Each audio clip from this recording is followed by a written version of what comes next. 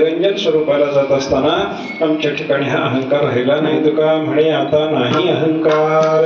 कोणत्याही देहादिक पदार्थाचा अनात्म्याचा आमच्या ठिकाणी अभिमान शिल्लक राहिला नाही आणि त्याच्यामुळे झालो तदाकार. नित्य शुद्ध सदा सर्व काळ नित्य शुद्ध असलेला परमात्मा त्याच्या आकाराला आम्ही प्राप्त झालो, त्याच्या आकाराला प्राप्त झालो. म्हणून निरंजनात घर बांधता आलं, म्हणून निराकारात राहता आलं, म्हणून निराभास स्वरूपाशी समर समारोह होता आलं आणि अखंड ऐक्याला परमात्म्याशी एकरूपतेला प्राप्त होऊन देवाशी एक होऊन परमानंद आम्ही अनुभवतो. असं तुकाराम महाराजांनी या अभंगात एकंदर चिंतन सांगितलं. याच्यातून आपलं घर कुठं असावं?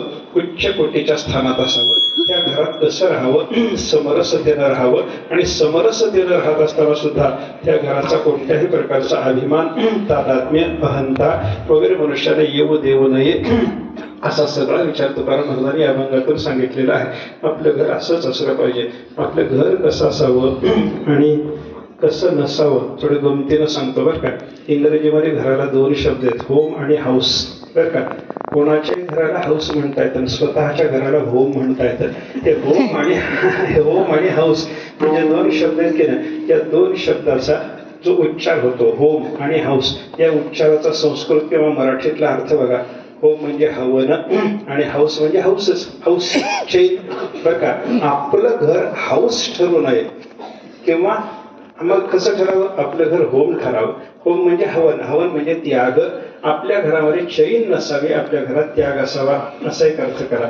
किंवा दुसऱ्या पद्धतीने अर्थ विचार करायचा झाला तर आपण हौसेनं घर बांधा पण ते होमासाठी उपयोगी पडेल अशा पद्धतीचं करा तर त्याला म्हणता येतं चांगलं घर.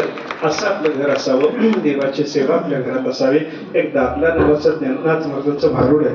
त्या भारुडामध्ये नाथ महाराजांनी दाबला नको ग बाई, मला दाबला नको ग बाई. ते बाई बोलते मला असला नवरा नको म्हण. कसला नवरा नको? त्याला घर नाही असा नवरा नको. मोडकेसे घर, दुटकेसे छप्पर, देवाला देवघर नाही.